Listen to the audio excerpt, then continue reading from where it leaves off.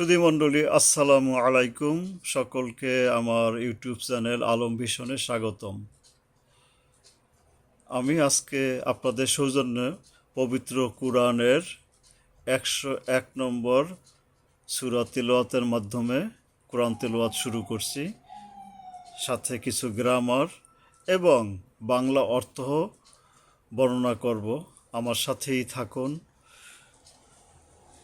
বিসমিল্লাহির রহমানির রহিম। আল কারিয়াতু মাল কারিয়াহ ওয়ামা আদরাকা মাল কারিয়াহ ইয়াউমা ইয়াকুনুন নাসু কাল ফারাশিল মাবসুস ওয়াতাকুনুল জিবালু কাল ইহনিল মানফুশ ফাআম্মা মান সাকুলাত মাওয়াজিনুহু ফাহুয়া ফি ঈশাতির রাদিয়াহ ওয়া আম্মা মান খাফফাত মাওয়াজিনুহু فأمه هاوية وما أدراك ما هي نار حامية তো উচ্চারণের কিছু অনেকটা সবার কণ্ঠে একই রকম মনে হলে এখানে কিছু গ্রামার আছে যেটা সূক্ষ্মতি সূক্ষ্ম, যেমন একালিপ টান, মাখরাজ কোথা থেকে উচ্চারিত হবে, এগুলো একটু বোঝার ব্যাপার আছে। আমি একটু খুব সংক্ষেপে বলে যাচ্ছি। এই গ্রামার বর্ণনা করে আমি আলাদা ভিডিও করেছি, প্রয়োজনে আপনারা দেখে নিতে পারেন। তো এই আলিফ উচ্চারণে শুরুতেই এটা হামজার রূপ হয়ে যাবে, কারণ আলিফ যখন জের জবর পেশ বসে তখন এটা হামজার রূপ হয়ে যায়, অর্থাৎ হলকের গোড়ার থেকে শক্তভাবে আদায় হবে। আল ক, এই যে বড় কফ উচ্চারণে সাবধান হইতে হবে, কা হবে না, ক এই এক আলিফ টানতে হবে এখানে, যেহেতু বামে খালি আলিফ আছে। রি আ আ এই যে আইনকে গলা চেপে আদায় করতে হবে। আল কারিয়াতু মাল কারিয়া, এই তারপরে মাল ক, ওই একই নিয়ম, মানে কারিয়া হবে না, করিয়া হবে, ক হলকের গোড়ার থেকে শক্তভাবে আদায় হবে। আর এই আইন উচ্চারণ তো গলা চেপে জানেনি। তারপরে এখানে ক এর উপরে এক আলিফ টানতেও হবে।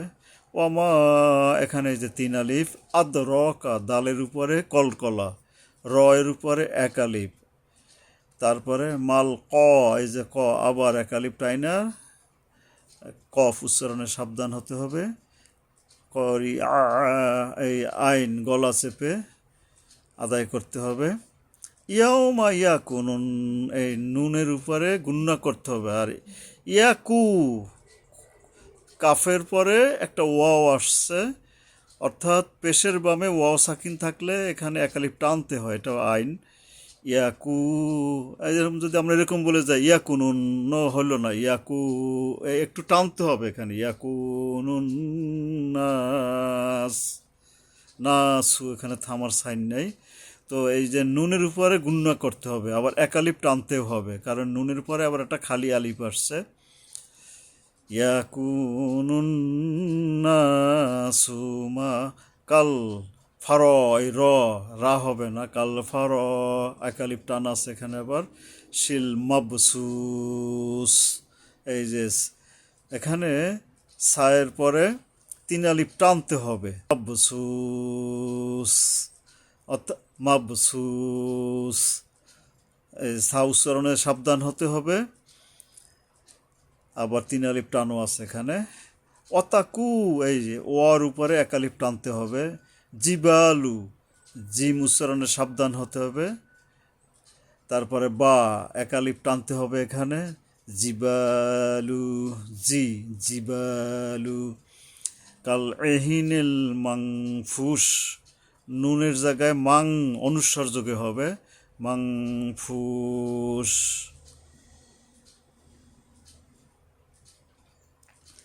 তো এইভাবে এরপরে ফা আম্মা, এখানে আবার গুণনা করতে হবে।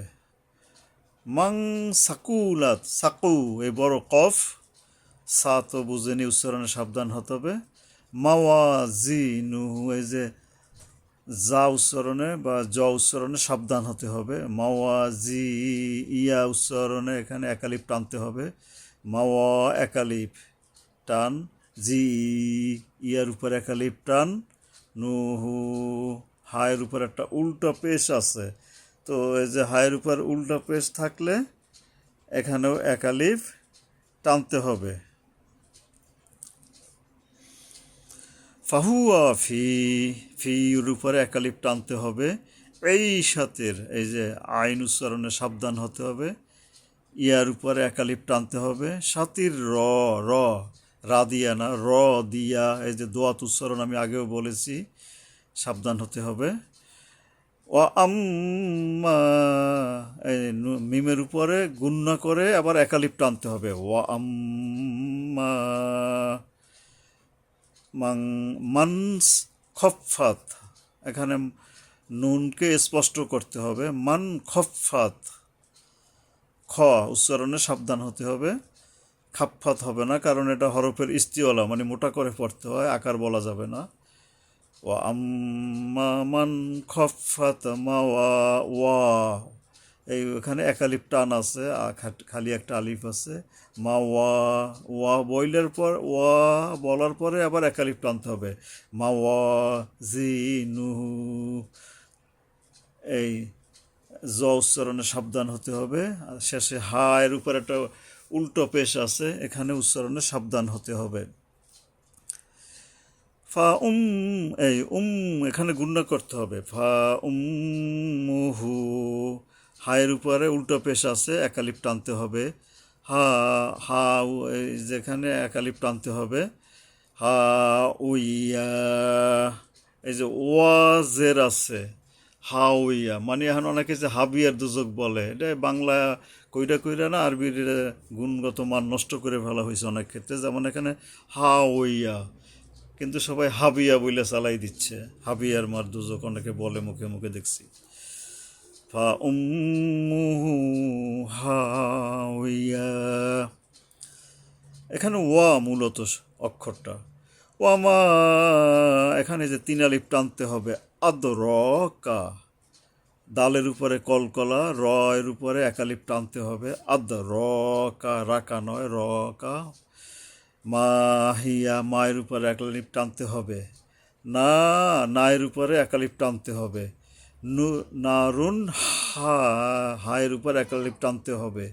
মিয়া, এই যে একালিপের টানগুলো খুব সেন্সিটিভ, কারণ এগুলা সচরাচর আর খেয়াল না থাকলে মানুষ না টাইন নাই, খুব তাড়াহুড়া কইরা পইরা যায়। তো সেই ক্ষেত্রে কোরআন তিলাওয়াতটা সঠিক হবে না, সেই নামাজে পড়ি বা এমনিই পড়ি না কেন। তো এই জন্য একালিপ খুব পদে পদে একালিপ আছে, এবং কোরআন বলাই হয়েছে যে থেমে থেমে আস্তে আস্তে পড়তে হবে। আর মজার ব্যাপার হলো, শুদ্ধভাবে পড়তে গেলে না থেমে উপায় নেই। এই যে একালিপ টানতে গেলে ওখানে একটু তো আপনাকে উচ্চারণ করতে গেলেই তো একটু থামা ভাব আসতেছে, মানে সরাসরি বলে যাওয়া যাচ্ছে না। তো এগুলা সাবধানে লক্ষ্য করতে হবে। তো যাই হোক, আমি কথা না বাড়িয়ে এখন একটু বাংলা অর্থটা বলে দিচ্ছি। এই যে কেয়ামত সম্পর্কে, মহা বিপদ বা মহা সংকটের দিন কোনটাকে বোঝানো হয়েছে? মূলত কেয়ামতের দিনকে। সেই দিনের যে বৈশিষ্ট্যটা কি হবে, সেইটা নিয়ে একটু এখানে আমি যে বাংলা অর্থটা করা হয়েছে সেটা বলতেছি। তো প্রথমে আল সুরাতুল করিয়া, করিয়া মানে হলো মহাসংকট, এক কথায় মহাবিপদ। তো বাংলা প্রথম আয়াতের অর্থ হইল মহাপ্রলয়। বলা আছে না, আল করিয়া, মহাপ্রলয়। তারপরে দ্বিতীয় আয়াতের অর্থ হইল সেই মহাপ্রলয় কি, প্রশ্ন করা হয়েছে। অমা আদরকা মাল করিয়া, আপনি কি জানেন সেই মহাপ্রলয় সম্পর্কে? 3 নম্বর আয়াতের অর্থ গেল। 4 নম্বর আয়াতের অর্থ হইল সেদিন লোকেরা সব ইতস্তত বিক্ষিপ্ত পঙ্গপালের ন্যায় হয়ে যাবে। কি বলা হয়েছে? খুব সেন্সিটিভ আয়াত। সেই দিন লোকেরা মানে মানুষরা কি করবে? ইতস্তত, ইতস্তত তো মানে কুল কিনারা পায় না, কি করবে না করবে। এই যেমন পোকামাকড় একটা রুমে বা কোথাও আটকা পড়লে তাড়াহুড়া করে কোথায় যাবে, কি করবে, আত্মরক্ষার চেষ্টা করে। সেই মহাপ্রলয়ের দিন অর্থাৎ কিয়ামতের দিন একই অবস্থা ঘটবে। মানুষগুলো ইতস্তত হয়ে যাবে বিক্ষিপ্ত পঙ্গপালের মতো। বিক্ষিপ্ত মানে এই যে এদিক সেদিক ঘুরে বেড়ায়, যে পঙ্গ মানে পোকামাকড়, ওই রকমের হয়ে যাবে। এরপরে হলো 5 নম্বর আয়াতের অর্থটা। আর পাহাড় সমূহ ধ্বনিত রঙিন পশমের ন্যায় হয়ে যাবে। পাহাড়ের অবস্থাটা কি হবে? এখন তো পাহাড় পৃথিবীকে ঠেক দিয়ে আছে, হেলে দুলে পড়ছে না পৃথিবী, কিন্তু কিয়ামতের দিন সেই পাহাড়ের অবস্থাটা কি হবে? ধ্বনিত রঙিন পশমের ন্যায়। মানে এই যে যেমন তুলা ধুনা করে না লেপতোষক বানানোর জন্য, তুলা উঠতে থাকে চারিদিকে, ঠিক এরকমই বলা হয়েছে ধ্বনিত রঙিন পশমের ন্যায়। পাহাড়গুলো ভেঙ্গে চুরে চুরমার হয়ে এইভাবে উঠতে থাকবে। এত ভয়াবহ একটা পরিবেশ সৃষ্টি হবে সেদিন। এরপরে 6 নম্বরের অর্থ, অতঃপর যার পাল্লা ভারী হবে। 6 নম্বরে কি বলা হয়েছে? আল্লাহ তাআলা কি বলছেন? যার পাল্লা ভারী হবে। পাল্লা ভারী বলতে তো নেক কাজের পাল্লা ভারী। এরপরে হলো 7 নম্বর আয়াতের অর্থ হলো, অতঃপর সে তার সন্তোষজনক জীবন লাভ করবে। মাং সাকুলাত মাওয়াজিনুহু, অতঃপর কি? সন্তোষজনক জীবন লাভ করবে, অর্থাৎ ভালো জীবন, কষ্ট থাকবে না, শান্তি। আর 8 নম্বর আয়াতের অর্থ, ওয়া আম্মা মান খাফফাত মাওয়াজিনুহু, আর যার পাল্লা হালকা হবে। 8 নম্বরে তাই বলা হয়েছে। তার অবস্থাটা কি হবে? 9 নম্বরের উত্তর দেওয়া হয়েছে 9 নম্বর আয়াতে। অনন্তর তার বাসস্থান হবে হাওইয়া।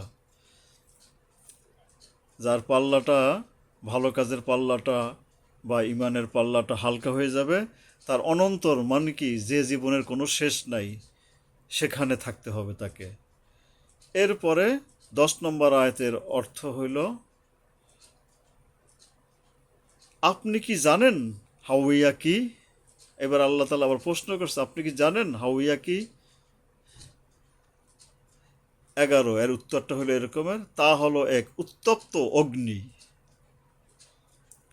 এই হাওইয়া সম্পর্কে উত্তরটা হলো এরকম, এটা হলো একটা উত্তপ্ত, খুবই গরম অগ্নি, মানিত বুঝেনি আগুন। এই তো এই যে 10টা আয়াত, এখানে খুব সংক্ষেপে কিয়ামতের কিছু বৈশিষ্ট্য ফুটে উঠছে এবং বিচারের পরে কার কি অবস্থান দাঁড়াবে, কি অবস্থায় থাকবে পরবর্তী জীবন, সেটা সম্পর্কে সংক্ষেপে বর্ণনা করা হয়েছে। তো যাই হোক, আমরা আর একটা সূরা তেলাওয়াত করি এবং সাথে অর্থ বলার চেষ্টা করি। তো আমরা 102 নম্বর সূরা পাঠ করব, সূরাতুত তাকাসুর। তাকাসুর মানে হলো, সূরাতুত তাকাসুরের বাংলা অর্থটা যারা বলি আমরা, প্রাচুর্যের প্রতিযোগিতা। প্রাচুর্য বলতে যে ধন সম্পদ আমরা বলে থাকি। তো বুঝিনি তো, আমরা মানুষ জাতি টাকা পয়সা যত কামাই আরও কামাইতে ইচ্ছা করে, মনে লালসা শেষ হয় না। তো আল্লাহ তাআলা এটা নিয়ে আবার কিছু কথা বলছেন, যে আমাদের এই যে মোহ বেশি টাকা পয়সা কামানোর। আগে আমরা একটু তেলাওয়াত করি। বিসমিল্লাহির রহমানির রহিম। আলহাকুমুত তাকাসুর হাত্তা জুরতুমুল মাকাবির কাল্লা সাউফা তা'লামুনা সুম্মা কাল্লা সাউফা তা'লামুন কাল্লা লাউ তা'লামুনা ইলমাল ইয়াকিন লাতারাউন্নাল জাহিম সুম্মা লাতারাউন্নাহা আইনাল ইয়াকিন সুম্মা লা তুসআলুন্না ইয়াউমাইযিন আনিন নাঈম। তো আমি একটু গ্রামারগুলো খুব সংক্ষেপে বলে যাই। এই আলিফ দিয়ে শুরু হয়েছে, উপরে জবর আছে, মানে হামজার রূপ ধারণ করছে, উচ্চারণে সাবধান হতে হবে। হা, এই যে ছোট লম্বা মানে গোল হা আছে, এখানে এক আলিফ টানতে হবে, যেহেতু হায়ের উপরে খাড়া জবর আছে। তাকা সুর, এই যে সা উচ্চারণে তাকাক, তাকায়, তাকা, এখানে তাকা সুর বললে গেলে হবে না, তাকা একটু একালিপ টান আছে। সুর, সুর, এই যে সার উপরে আছে, সা উচ্চারণে সাবধান হতে হবে।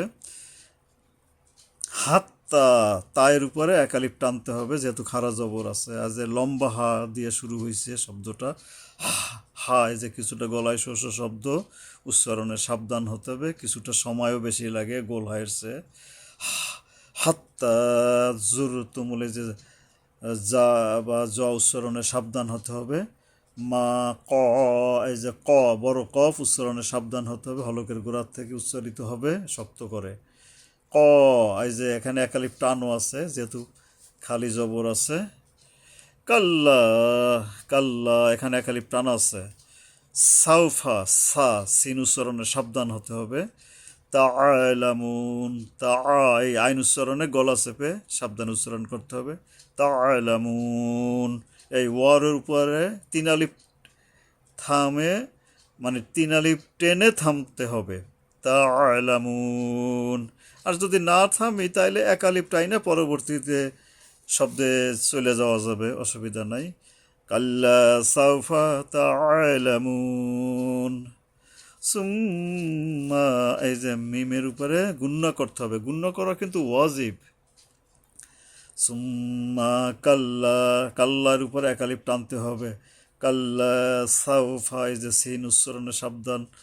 তাআলামুন, এই আইন আছে একটা, তাআলামুন, এই আইন যদি উচ্চারণটা ঠিক না হয় তাহলে কিন্তু আলিফ উচ্চারণ হয়ে যায়, হামজার রূপ ধারণ হয়, অর্থ উল্টা হয়ে যায়, পড়া হারাম হয়ে যায়, সাবধান হতে হবে। যাই হোক আর কি, তাআলামুন, এই ওয়ার উপরে তিন আলিফ টাইনা থামতে হবে, যদি থামি, আর না থামলে এক আলিফ টাইনা পরবর্তী শব্দে চলে যাব, পরবর্তী আয়াতে। কাল্লা, এক আলিফ টানতে হবে, লাউ তাআলামুনা, তাআলামুনা, এই আইন আলিফ হামজা একই রকম অনেকেরই হয়ে যায়, ইমাম সাহেবেরা ও নিয়ে কেয়ারই করে না, পইরা যাচ্ছে, খেয়ালও করে না, আমার কাছে মনে হয়েছে বিভিন্ন মসজিদের নামাজ পইরা। তো সাবধান হন এইসব ব্যাপারে, কারণ আলাদা যেহেতু অক্ষর আল্লাহ তাআলা সৃষ্টি করছেন, তো আলাদা বৈশিষ্ট্য নিশ্চয়ই হবে, নাহলে তো আলাদা অক্ষর সৃষ্টি করার প্রয়োজন ছিল না। তো যাই হোক, কাল্লা একালিপ টানতে হবে, লাউ তাআলামুন, এই আইন উচ্চারণে সাবধান। মুন, ওয়ার উপরে একালিপ টানতে হবে। ইলমাল ইয়াকিন, এল আইন উচ্চারণে সাবধান হতে হবে।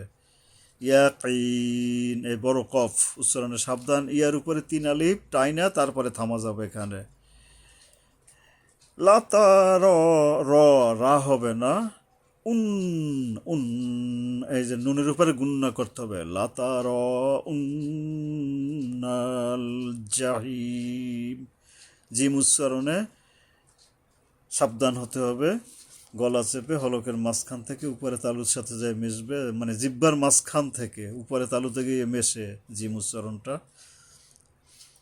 জাহি, হিম, এই যে লম্বা হা উচ্চারণে সাবধান হতে হবে, ইয়ার উপরে তিন আলিফ টাইনা থামা যাবে, না হলে না। সুম, এই মিমের উপরে গুণনা করতে হবে, সা উচ্চারণে সাবধান হতে হবে। লত, র, র এর উপরে এক মানে উচ্চারণ সাবধান হতে হবে, কারণ হরফে ইস্তিওয়ালা, মানে মোটা করে পড়তে হবে, আকার বলা যাবে না।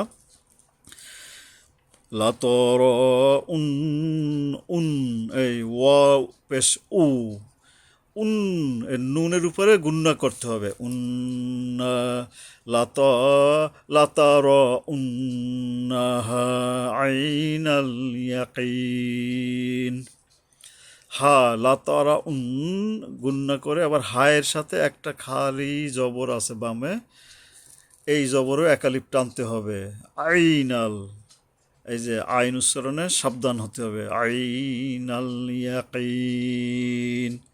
সুধীমণ্ডল একটু বলে নেওয়া ভালো, এই যে আইনের একটা অক্ষরের কিন্তু বিভিন্ন রূপ আছে। তো কুরআন শরীফে কখনো সংক্ষিপ্ত রূপ ব্যবহার করছে, কখনো পূর্ণ অক্ষরটা লিখছে। তো এই যে আইনের রূপ কিন্তু অনেকটা হামজার মতোই। পার্থক্যটা কি, এই যে মাঝখানে যে আইনটা বসছে, এই যে আইনটা বসছে, তো এটা কিন্তু এই যে উপর থেকে ভাঁজ হয়ে নাইমা রেখাটা সোজা চলে গেছে বাম দিকে। কিন্তু যখন এটা হামজা একই চেহারা, কিন্তু ওইটা খাড়া হইয়া একটু নিচের দিকে নামে, সোজা না যাইয়া। এটা বুঝতে হবে, আইন এবং হামজার পার্থক্যটা একটু বুঝতে হবে। ইয়াকিন, এই যে বড় কফ উচ্চারণে সাবধান হতে হবে, ইয়ার উপরে 3 আলিফ টাইনা থামতে হবে। সুম্মা, এই যে এখানে মিমের উপরে আবার গুন্না করতে হবে, সা উচ্চারণে সাবধান তো বুঝিনি, এটা মাখরাজের অক্ষর। লাতুস, সিন উচ্চারণে সাবধান হতে হবে। এই যে লাতুস আ, এই এখানে একটা হামজা আসছে, সিনের পরে একটা হামজা আসছে, মানে হলকের গোড়ার থেকে শক্তভাবে আদায় হবে। লাতুস আ, মানে যত সম্ভব আমরা পারি, কিন্তু আইন না হয়ে যায় আবার। এখানে এই যে হামজাটা দেখবেন একটু আইনের মতোই ঘুইরা একটু খাড়া হইয়া নিচের দিকে নামছে। লাতুস আলুন্না, আলুন নুনের উপরে গুন্না করতে হবে। ইয়াও মাইজিন, এই ইয়ার উচ্চারণে সাবধান হতে হবে পাতলাভাবে জিব্বের মাঝখান থেকে। এই যে হামজা আবার আসছে, হামজা নিচে জের আসছে, উচ্চারণে সাবধান হতে হবে। জিন, জাল উচ্চারণে সাবধান হতে হবে, মাখরাজের অক্ষর। তারপরে আনিন, আবার আইন, আনিন, নুন গিয়া নুন ধরবে আবার, নুনের আনিন, এখানে গুণ্য আছে, নুনের উপরে যেহেতু তাসদিদ আসছে, নুনের উপরে এবং মিমের উপরে তাসদিদ আসলেই গুণ্য করতে হবে, ওয়াজিব। আনিন নাঈম, এই নুনের পরে আবার আইন আসছে, তো এখানে আইন গলা চেপে সাবধান উচ্চারণ করতে হবে। ইয়ার উপরে 3 আলিফ টেনে তারপরে সর্বশেষ আয়াতটি শেষ করতে হবে। তো আমরা সূরাটি তেলাওয়াত করলাম, এখন একটু বাংলা অর্থ বলবো সংক্ষেপে। অর্থটা না জানলে আমরা হৃদয়ঙ্গম করতে পারবো না, কি বলছি কেন বলছি, তো অর্থটা একটু আস্তে আস্তে হৃদয়ঙ্গম করতে হবে। তো আমি কথা না বাড়িয়ে পড়ছি। প্রথম আয়াতের অর্থ হলো, তোমাদের প্রাচুর্যের লালসা ভুলিয়ে রাখে। আল্লাহ তাআলা কি বলছেন, যে তোমাদের প্রাচুর্যের লালসা তোমাদেরকে ভুলিয়ে রাখে। ভুলিয়ে রাখে কাকে? ধরে নিতে হবে আল্লাহ তাআলাকে। কোন পর্যন্ত? কবরে যাওয়া পর্যন্ত। 2 নম্বর আয়াতের অর্থ। 3 নম্বর আয়াতের অর্থ না শীঘ্রই তোমরা জানবে। 4 নম্বর, আবারও বলছি না শীঘ্রই তোমরা জানতে পারবে। আল্লাহ তাআলা প্রায় একই কথা 2 বার বলছেন। 5 নম্বর আয়াতের অর্থ, কখনোই নয় যদি তোমরা নিশ্চিত জানতে। 6 নম্বর আয়াতের অর্থ, তোমরা অবশ্যই জাহান্নাম দেখবে। আল্লাহ তাআলা কি বলছেন 6 নম্বরে? তোমরা অবশ্যই জাহান্নাম দেখবে। 7 নম্বর আয়াতের অর্থ, তারপর তোমরা তা চাক্ষুষ দর্শন করবে। তো বলছেন যে নিজের চোখে দেখা যাবে জাহান্নাম। পরে সেদিন তোমরা অবশ্যই নিয়ামত সম্পর্কে জিজ্ঞাসিত হবে। অর্থাৎ কি হয়েছে? নিয়ামত বলতে যে অর্থ করি ধন সম্পদ, এই সম্পর্কে আল্লাহ তাআলা জিজ্ঞাসা করবেন, আমি যে দিয়েছিলাম এটা কিভাবে ব্যবহার হয়েছে। এর মানে কি, সংক্ষেপে যদি আমরা একটু বোঝার চেষ্টা করি, এই আয়াতে আল্লাহ তাআলা যে আমাদের লোভ লালসা, টাকা পয়সা গাড়ি বাড়ি বেশি কামানোর উপর, এটা কথা স্মরণ করাই দিচ্ছেন, যে কবরে যাওয়া পর্যন্ত আমরা এটা নিমগ্ন থাকি কেমনে বেশি কামান যায়। তবে বলে নেওয়া ভালো, বৈধভাবে আয় করলে তো সমস্যা নাই, জাকাত দিলে সমস্যা নাই, কিন্তু অবৈধভাবে কামালে তার তো হিসাব নিকাশ। আবার বৈধভাবে কামালেও এটাকে যথাযথ ব্যবহার করার চেষ্টা করতে হবে, না হলে তো পার পাওয়া যাবে না। এটাকে ফেলে রাখার জন্য নয়, আমাদের সবারই চেষ্টা করতে হবে এটাকে কিভাবে বৈধভাবে ব্যয় করা যায়। সেই ব্যয়ের খাতগুলো কোরআন অনুযায়ী খুঁজে বের করতে হবে। যেমন সেই গরিব আত্মীয় স্বজন পাবে, তারপরে এতিম অসহায় যারা আছে তারা পাবে। তো এই রকমের সুনির্দিষ্ট কতগুলো খাত আছে, সেই সব ক্ষেত্রে এই টাকা পয়সাকে ব্যয় করতে হবে।